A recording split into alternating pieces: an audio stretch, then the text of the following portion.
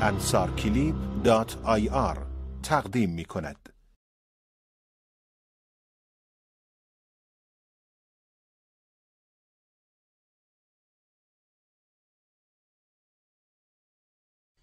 يا أيها الذين آمنوا من يرتد منكم عن دينه فسوف يأتي الله بقوم يحبهم ويحبونه أذلة على المؤمنين أعزة على الكافرين يجاهدون في سبيل الله ولا يخافون لومة لائم ذلك فضل الله يؤتي من يشاء والله واسع علیم.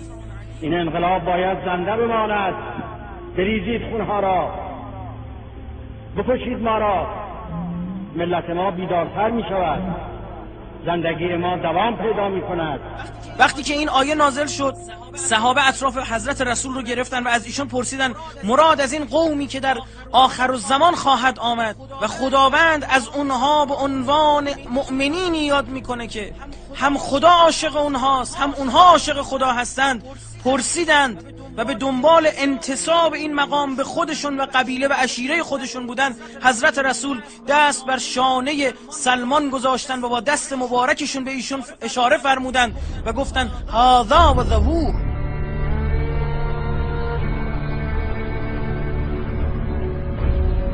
در جنگ بدر یک گروه بودند، در جنگ احد یک گروه بودند، در جنگ‌های دیگه قبایل کوچک بودند، اما در جنگ احزاب همه قبایل مشرک مکه و غیر مکه و ثقیف و غیره همه آمدن متحد شدن.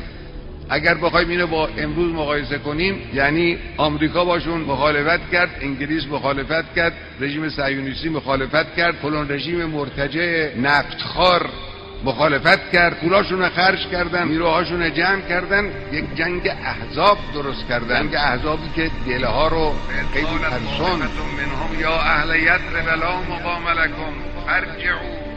این وعده الهی است آخر الزمان از آن ماست. ما بابت رسیدن به این مقام و به این رتبه خونها دادیم.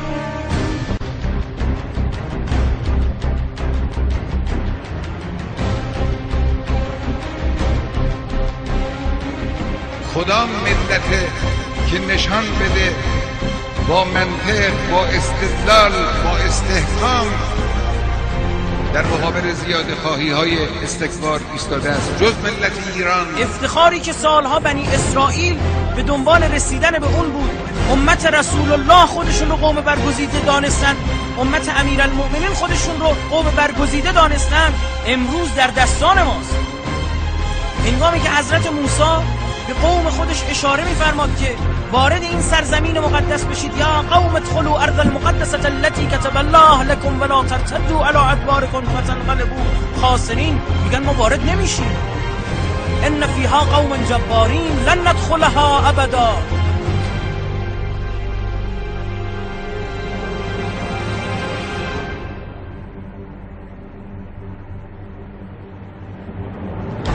این سخن پیامبر معصوم الهی است اما بر زمین میمونه. در این طرف ماجرا سخن ولی معصوم نه خیر، سخن ولی فقیه بر زمان نماند. آنجا که امام رحمت الله فرمودند وارد این سرزمین بشوید، سرزمینی که مقدس نبود پس از آن مقدس شد، خرمشهر خونین شهر شد.